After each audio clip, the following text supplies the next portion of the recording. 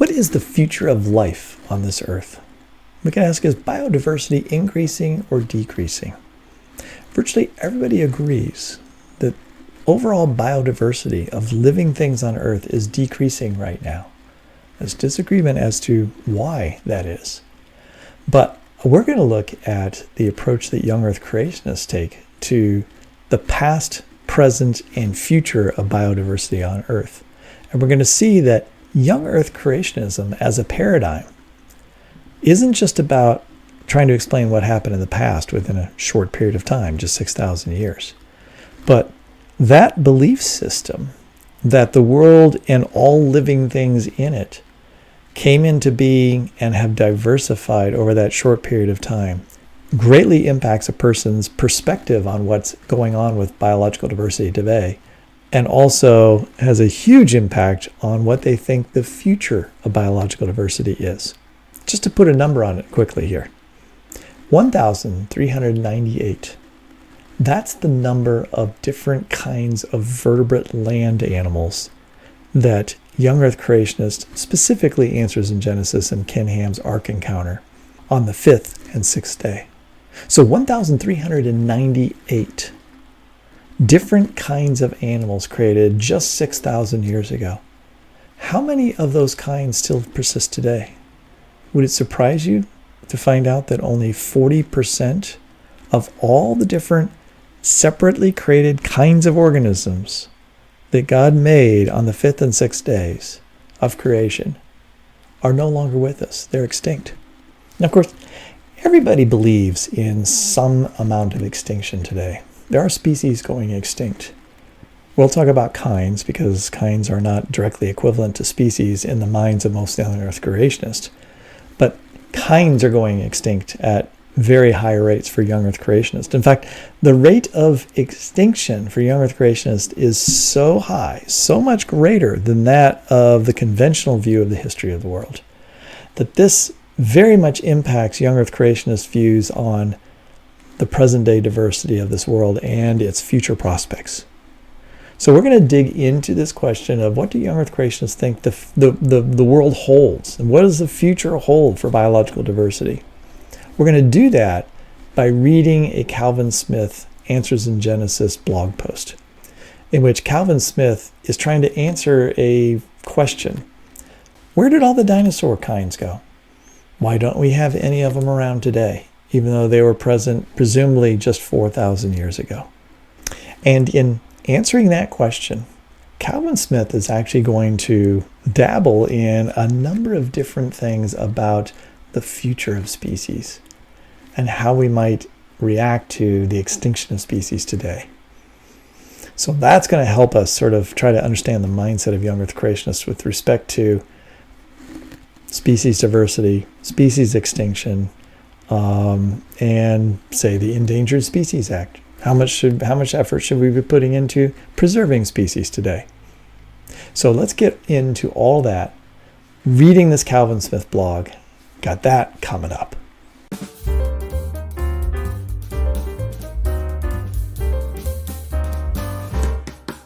All right, here we are. We're on the Answers in Genesis website, and we're looking at this article by Calvin Smith from May 31st, 2023. Extinction is the rule, not the exception. Extinction is common, and young earth creationists understand that, because more than half of all the different kinds of land animals that God created are no longer with us anymore. More than half of the diversity created by God doesn't exist, even though it existed just 6,000 years ago. That's a very profound thought, to think that that much stuff is extinct over that short period of time. All right, let's dive into it. Extinction is the rule, not the exception. Why are dinosaurs extinct, but not other animals from Noah's Ark? Now, that's actually the direct question that he's going to answer, and he's going to answer it by convincing his audience that extinction is the rule. Extinction is a common thing, and so it's not. That's basically his excuse for why there aren't dinosaurs around. Hey, look, it's not just dinosaurs. There's lots of other things that are extinct too, and dinosaurs just happen to be extinct. It's a rather, I'll say, a fairly novel explanation for the typical young earth creationist question, which is going to come in a lot of creation conferences. Kids, adults, they're like, oh, there's all these different kinds of dinosaurs. And yet every single one of them is extinct, according to answers in Genesis. What about extinction? Well, it's a sad reality. All life, everything wears out. Now that's going to be a theme here. Everything wears out. That's this idea that the world is running down. Like ever since its creation in its perfect state, of course, the world is running down. And so, of course, we need to expect extinction. Extinction is natural in this particular new world in which the world can't hold itself up, can't keep itself together, essentially. So everything is wearing out, right? Your truck, your whatever, everything needs to be replaced. We're not going to read this whole article. I'm not going to delve into all of its points. We're sticking mostly with the theme of extinction. And we're going to see how that applies to how young Earth creationists frame their thinking about species in the present day, not just in the past. So what about this judgment of Noah's day? The Bible records another door that provided a way to be saved as well. The entrance of Noah's ark, which at the time of the flood was the only way to be saved from God's coming watery judgment on the earth. And that comes from Genesis 6:17 and 19. The door was the same one that creatures on the ark departed from, arriving into a brand new landscape, newly seeded and filled with vegetation that had been growing for the past 7 months prior to Noah and his family exiting along with all the creatures sent to him. So remember, the ark was to preserve God's biological diversity, but only certain forms of biological diversity, right? The land-breathing animals, or really land vertebrates that had breath in them. So not whales or seals maybe, but only things that were animals living on land. Everything else was left to fend for itself. That is a form of biological diversity, of course, that young Earth creationists believe that God made specifically on this earth at the same time. But the ark is really concerned with preserving those land animals. And so they departed the ark and entered into this new world, upon which 60% of them went extinct in a very short period of time. So what happened to dinosaurs after the deluge? Now, some of the creatures that left the ark would have been the dinosaur kinds. Side note here, for those of you maybe don't know that term, kind.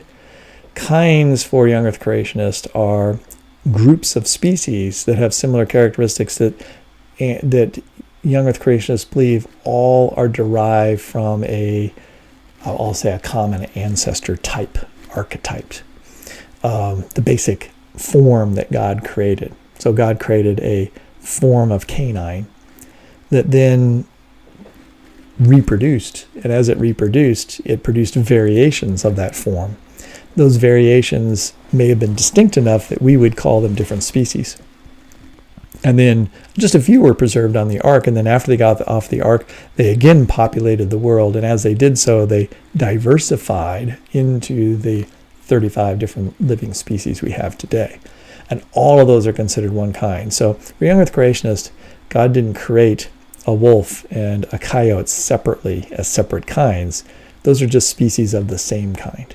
So when we talk about extinction in this case, and when we say a kind has gone extinct, we're talking about all the individuals within the entire kind. If there is 50 species, all of them are gone. That's one kind, but it represents an enormous amount of biological diversity. There's a lot of kinds, maybe 30 to 40 different kinds of dinosaurs. Tyrannosaurus type dinosaurs that included Tyrannosaurus rex, but that's just one species. There were other Tyrannosaurus species, all one kind though. What do we know about those dinosaur kinds? Well, the creation account tells us that all land-dwelling creatures were made on day 6 of the creation week, the same day that God made Adam and Eve. Now, on day 5, the birds were made, and those were also preserved on the ark. And as dinosaurs were exclusively land animals, it's clear, without influence from sources outside of Scripture, that they were made along with man. And as nothing indicates, any of the land animal kinds were already extinct before the flood. It is therefore logical to conclude dinosaurs were part of the cargo that was carried on board. So they must have been present on Noah's Ark just 4,350 years ago, plus or minus maybe 50 years. Right? What does this mean as nothing indicates any of the land animals were already extinct? You might wonder, why not simply argue that rather than everything going extinct after the flood, which would be the present day world going extinct, why not just suggest that a lot of the dinosaurs went extinct prior to the flood? There's a really simple reason, and that is all the dinosaurs we know about, we know from dinosaur bones in the flood rocks. Young Earth creationists believe that all those rocks that contain dinosaur bones were all laid down during the flood. Now, if those rocks contain bones, how did those bones get in those rocks?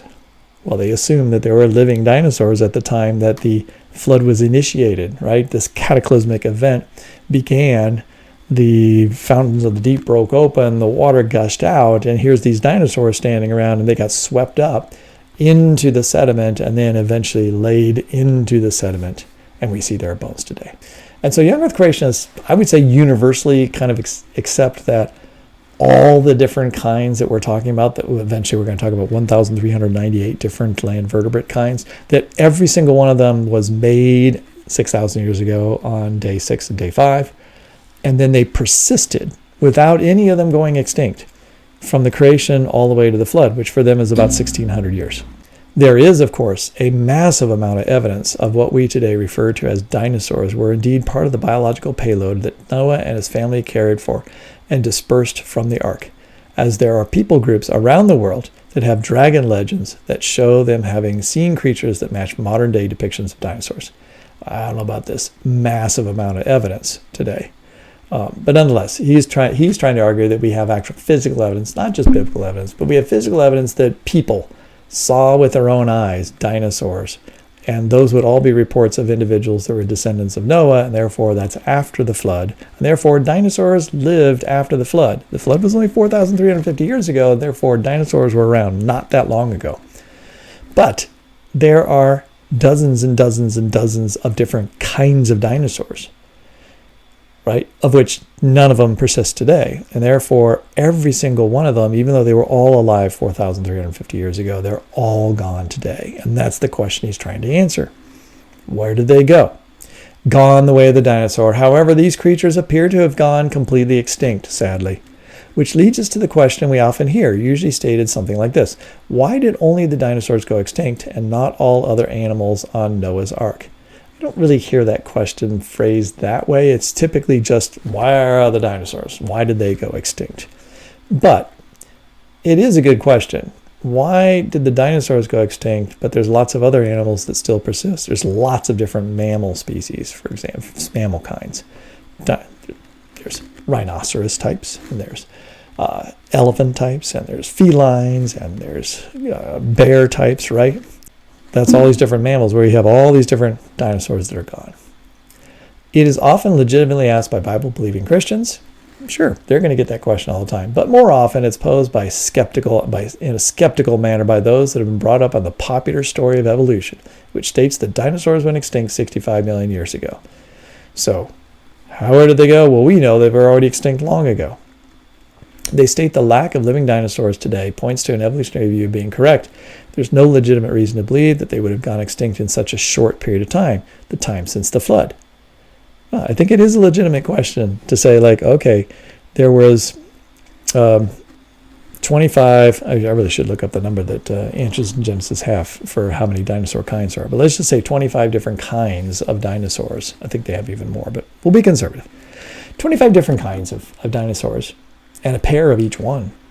So 50 different dinosaurs get off the ark, and they're told to reproduce and fill the world. They didn't obey that command because they were unsuccessful in obeying that command because they didn't persist. And every single one of them went extinct, while many of their friends and neighbors, right, managed to survive. Now, what's Calvin Smith going to argue here? However, this is largely due to a lack of understanding what the actual percentage is of creatures on board Noah's Ark that have gone extinct since they dispersed from it. He's going to do some kind of weird statistical argument here. Who went aboard? To answer this question, we need to know two things. How many animal kinds went on board and how many kinds there are still alive today? Right. How many kinds went on? How many kinds did Noah preserve? And then how many kinds actually are alive right now? What's the difference between those two? We also have to remember we're talking about the various kinds of creatures God sent to Noah, not the various species we see today, which are descendants of them. So a lot of evolution has happened. Those individual kinds have diversified into lots of different species within them. For example, there's many dogs today. Some varieties derive from mechanisms like natural selection, which favors different genetic combinations. All right, yeah, this is all standard stuff. However, all the different canines are descended from an individual parent animal of the dog kind that God sent on Noah's Ark. These were most likely closer to wolves, and even secular scientists have admitted that all modern dogs are descended from them. I don't know why he's tossing in this parenthetical stuff, which is kind of like, duh. Yes, individual domesticated dogs are closely related to wolves, and therefore, I think he's trying to say there weren't dogs, domesticated dogs on the ark. Of course, the same would go for other kinds, like the cat, the elephant, the bear kind. We often see tremendous variation within these kinds. Now, he says this is simply a reshuffling of genetic information derived from the parent kinds. Notice this mantra of there's no new information. This is just reshuffling the genetic package, and then you can make all these different species from it. This isn't the time or the place to critique that.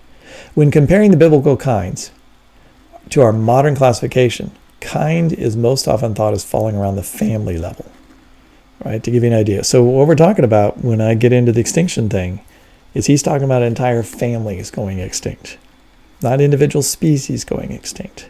Whole families have gone extinct. Whole types of organisms. This is the primary metric was used to determine how many kinds of animals would have been sent on Noah's Ark, based on those still alive today and those found in the fossil record. So let's break it down. Our best calculations suggest the total number of air-breathing kinds, again, not to be confused with the total number of animals, total number of species, total number of kinds totaled 1,398. And if you go to the Ark Encounter, they got a display, and it has all the different kinds that were on the Ark, at least that they have proposed are on the Ark.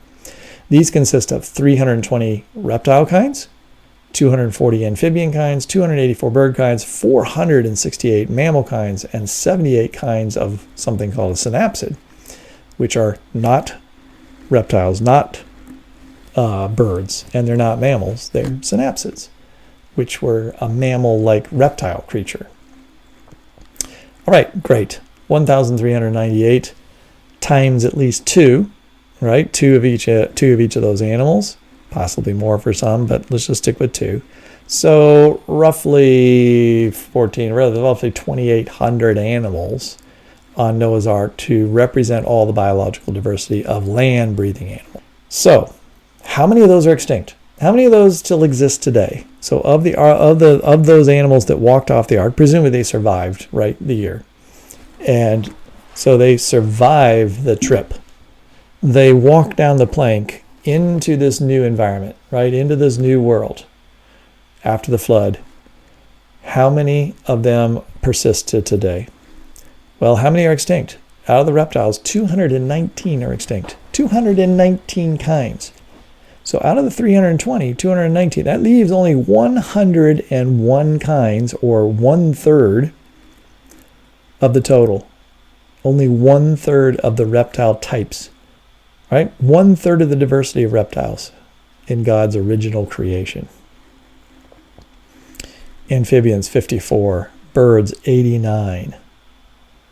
Mammals, 332 out of 468. 332. That's only 130. Again, more than 1/3 of all the different kinds of mammals that have been described from the fossil record, right, don't exist today.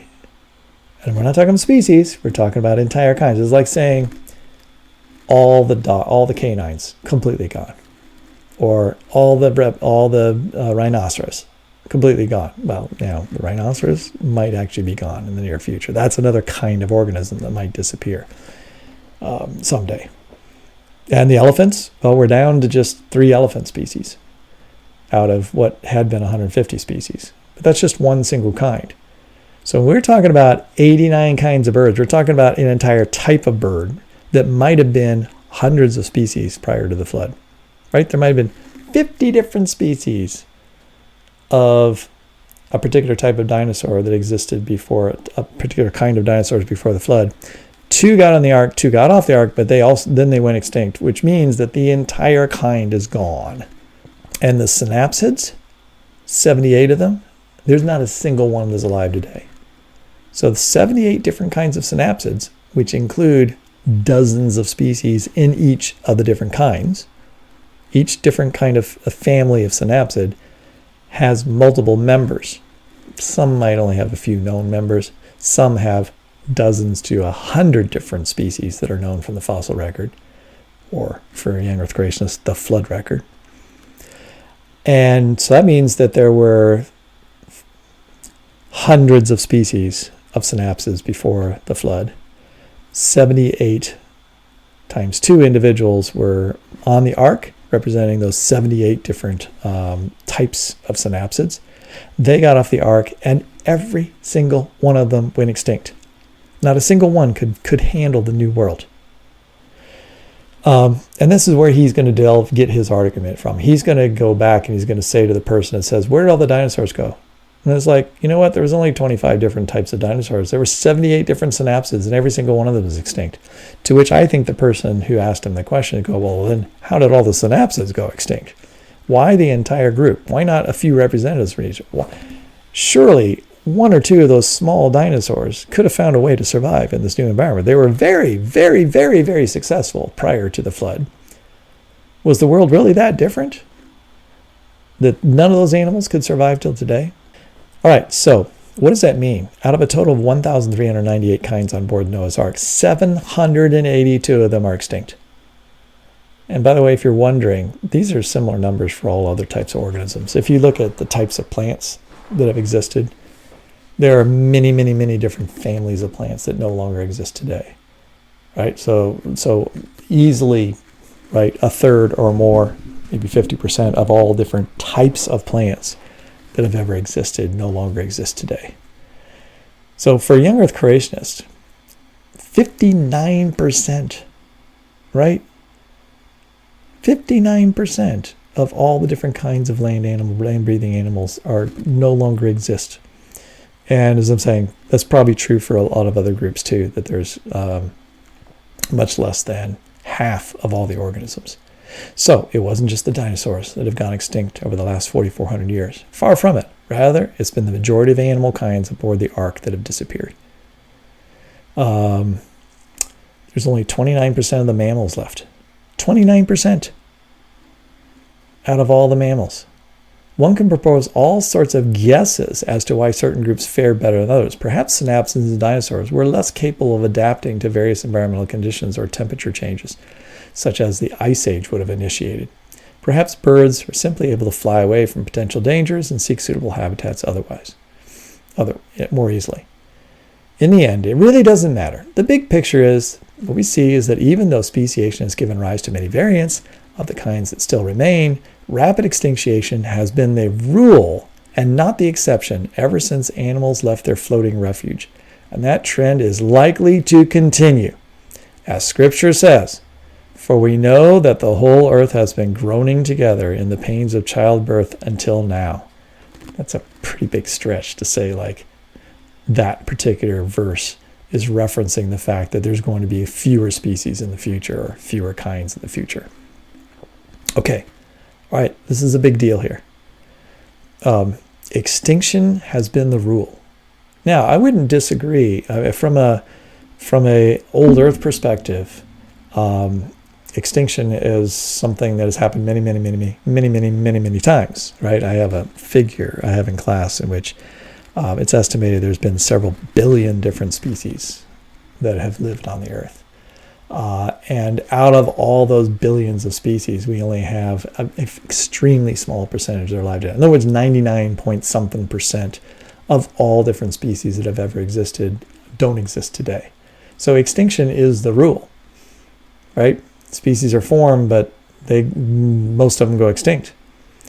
The difference is that extinction is happening over a long period of time. So you don't have massive extinction at one time. Well, I mean, you have several different times in history in which you had a lot of extinction happening in a fairly short period of time.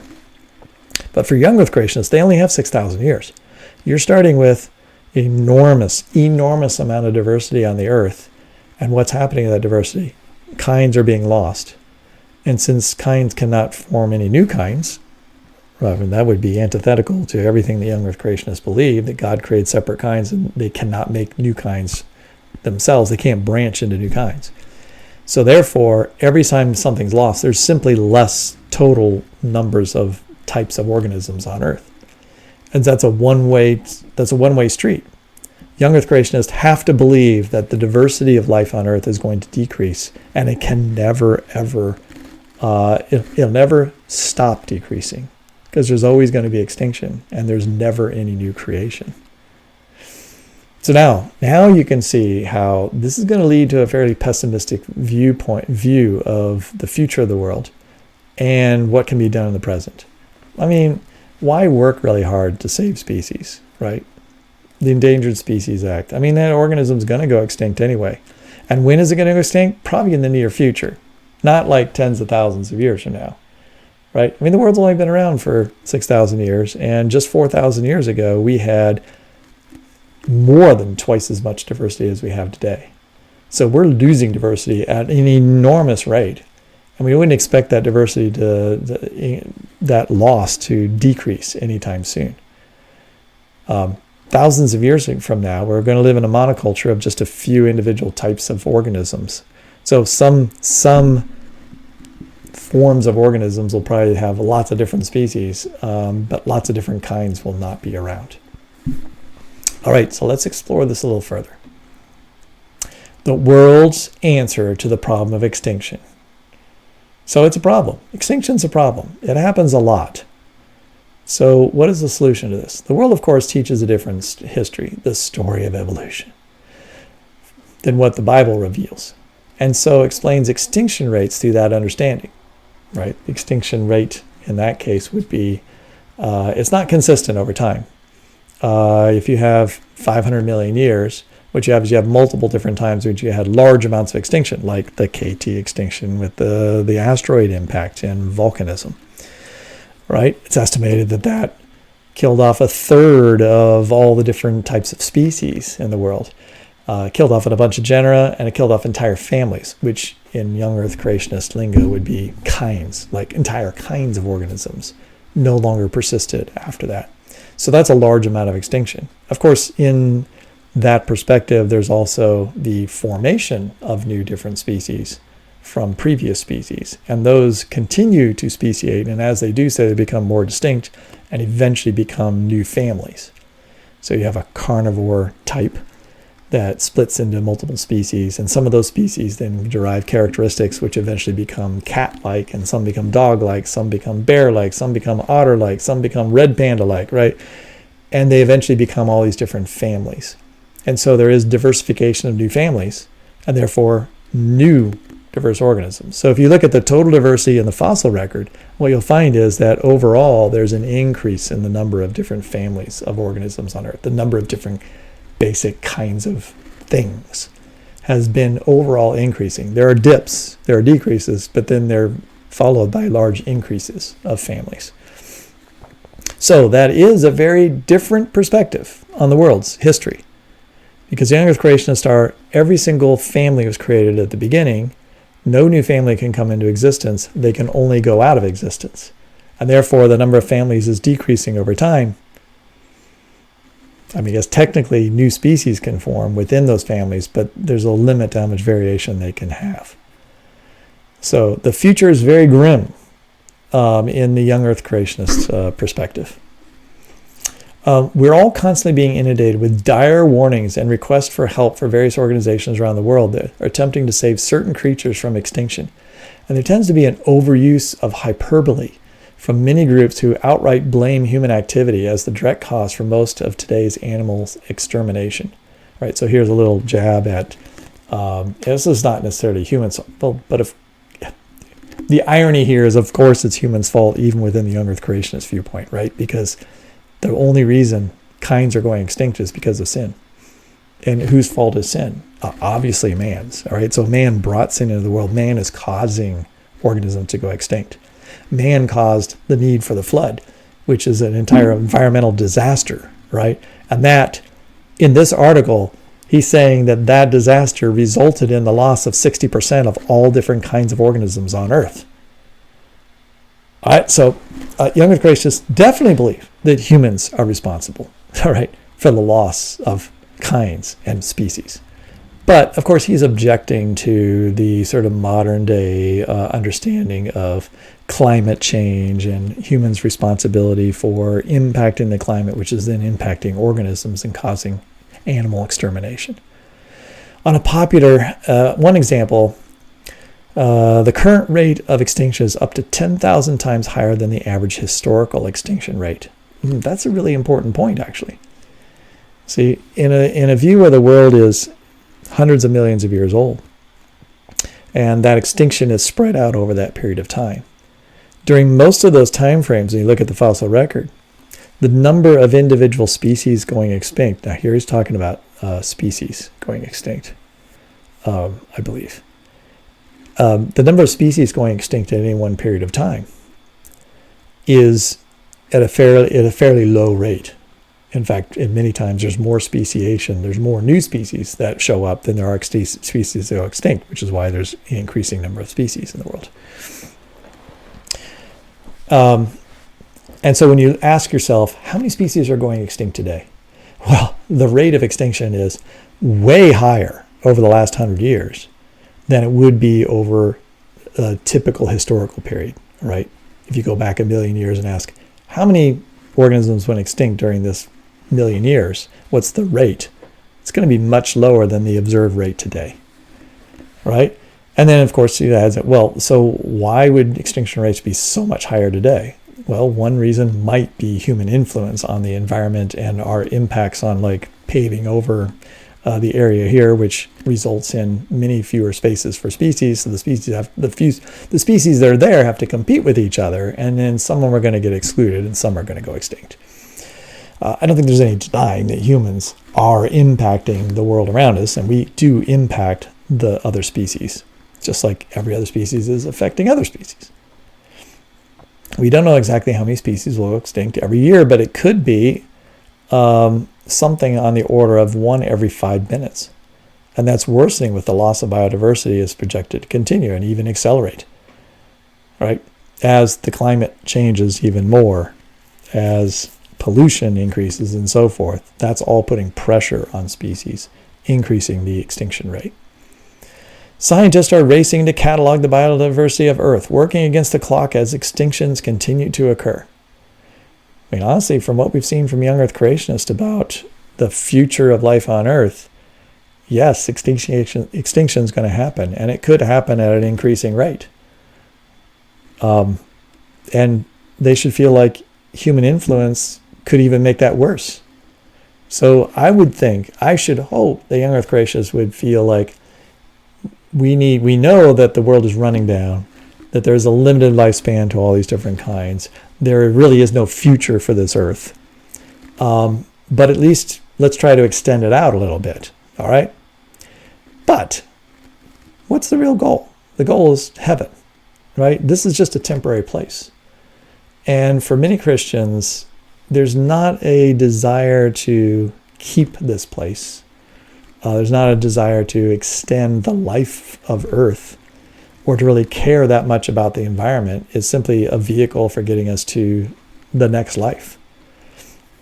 And now that's a rather sarcastic way to look at it, but I know many Christians who have this almost like fatalistic view of the Earth, or a lack of desire to care for the Earth because we're not of this Earth, right? We have these souls that will go on, and we're looking forward to the time beyond the time that we're here.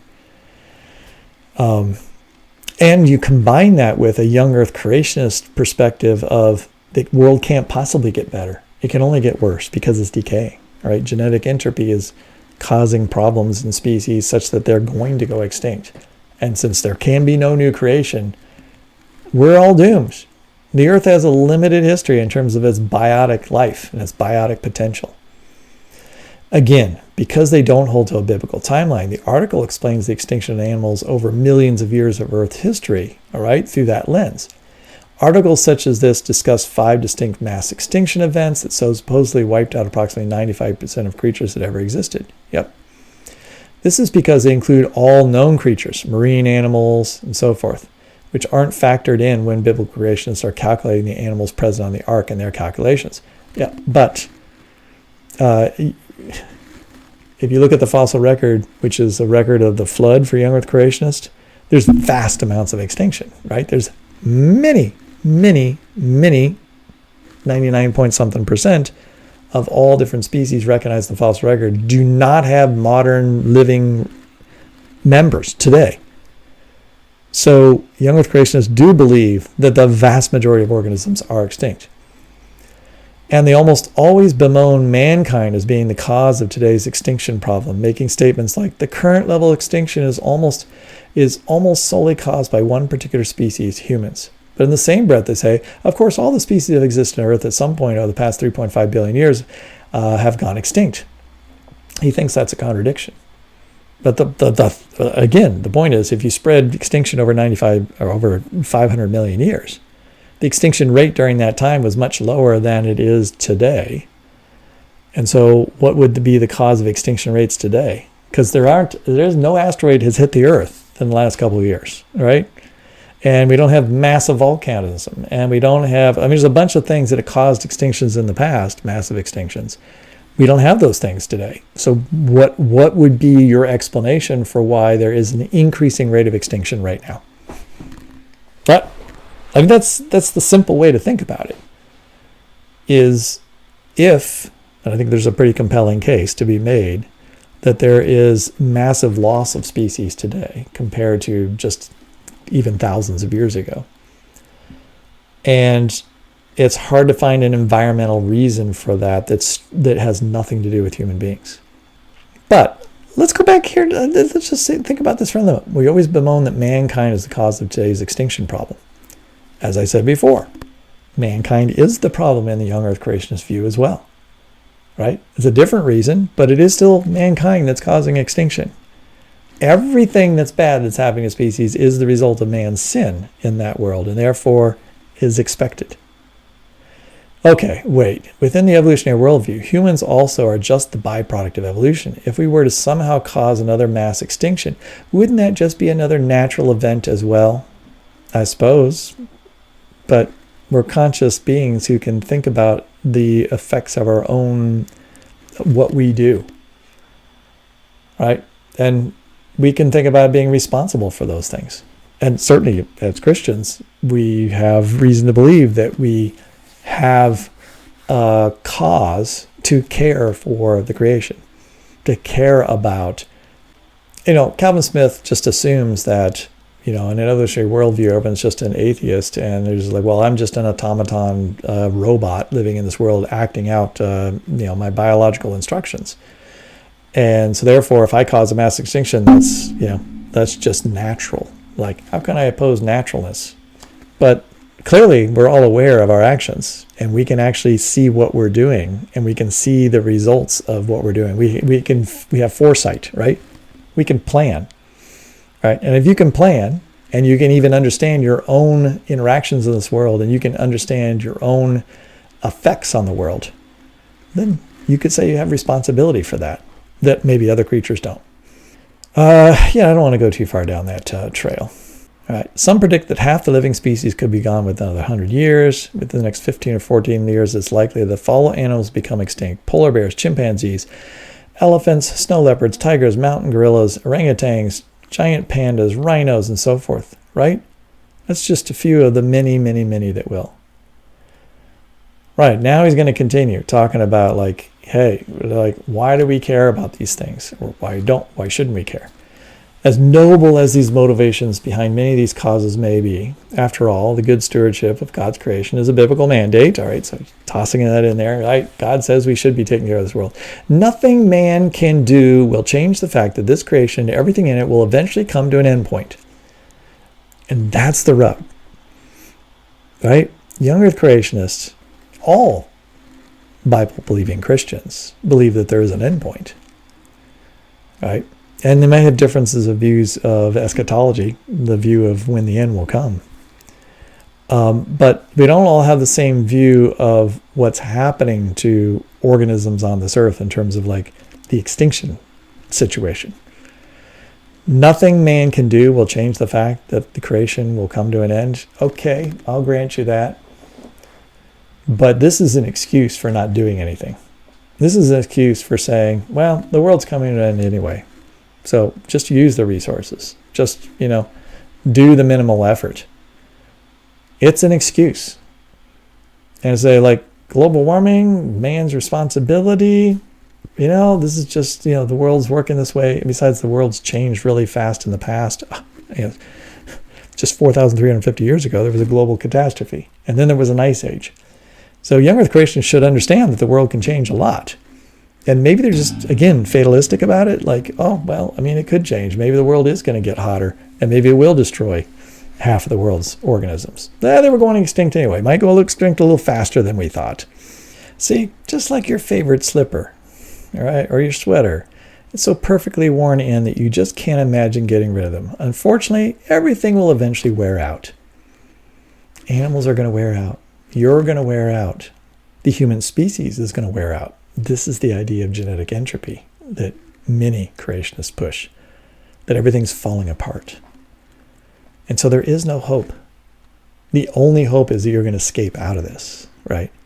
The hope is that you'll die soon, so therefore you can be transported to heaven sooner.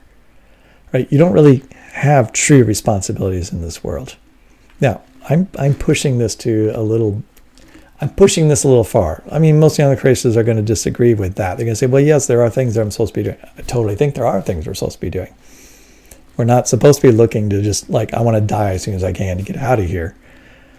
We have a reason for existence in this earth, and God has a plan for this particular earth. Ultimately, the idea is believed even in the secular worldview. Laws of entropy and all available energy of the universe is going to be winding down. Well, yes, sure. Everyone believes that the world is, the universe is running down in that sense. But that's kind of pushing the can down the road a little bit farther than young earth creationists. Young earth creationists are talking about like, this world may only have another, 1,000 years at most left in it before everything just completely decays and falls apart and is unworkable. Whereas somebody who believes the world is old is looking at the universe and saying, well, all right, 1 billion years from now, the sun is going to consume the earth.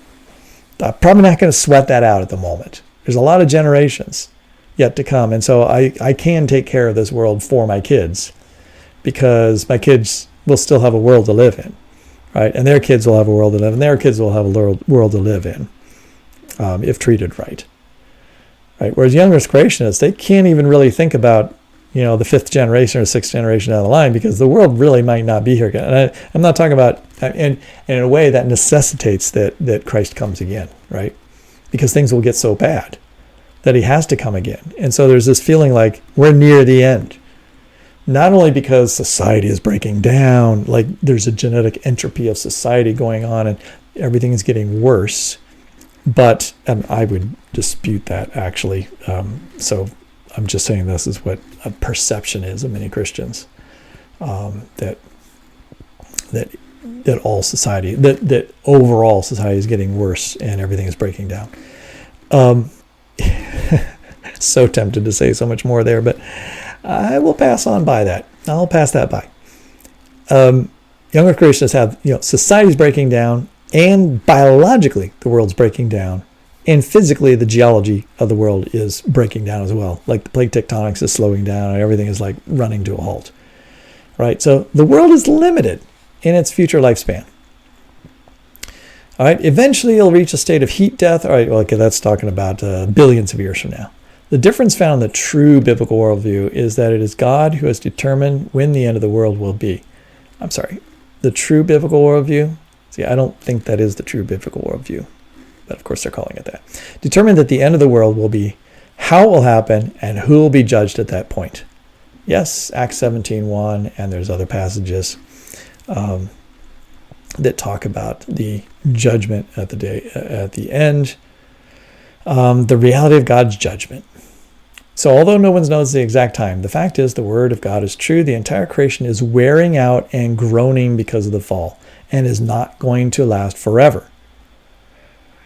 right? Our willful rebellion contributed to the sinful state of the world we live in. See, humans are at fault. We were the reason why species went extinct.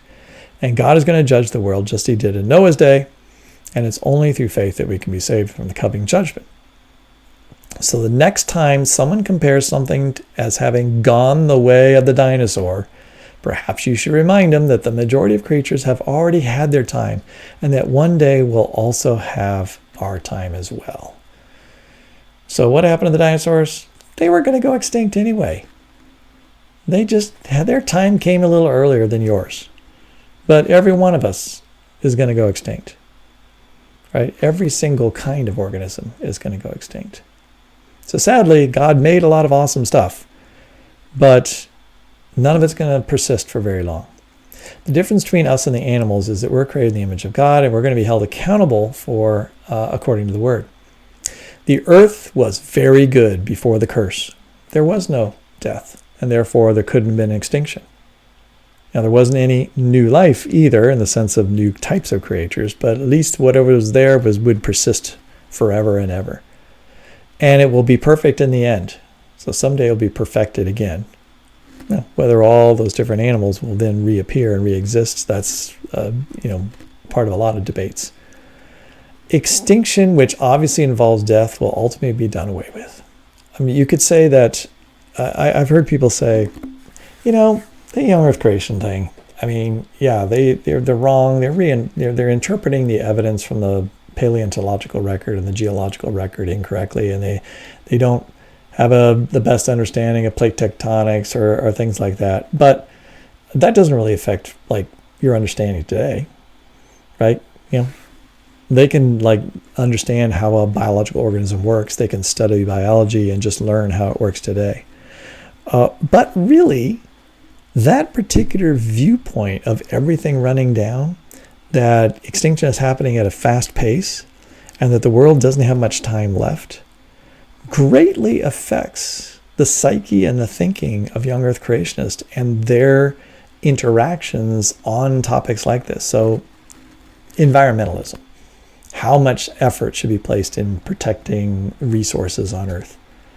Well, since the Earth is not going to be around that much longer, there's not a need to preserve resources for very long, right? You might as well it's all right to expend them at a faster pace, since they don't need to be preserved for the long run. Species diversity. Do we really need that much diversity? Talk about maintaining diversity because we need to have the genes for future crops and so forth. But you know what? Everything's running down anyway. It's not going to be around forever. So do what you will with organisms today. They're here for us to use to at least make our lives comfortable till we get to escape from this life into the life they're really looking forward to. All these things are attitudes that I've run into from a variety of different young earth creationists. Now, I do know some young earth creationists that are very much all about stewardship of this world, take it very seriously, and I would consider to be Christian environmentalists. But that's probably the exception and not the rule.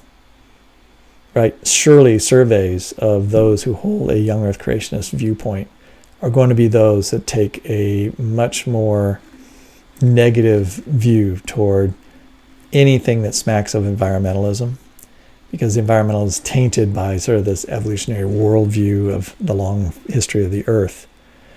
And they just don't see it being worthwhile to preserve the things of this earth. Really quickly, I'm just going to show you my own blog post that's on us. It actually talks a little bit about this.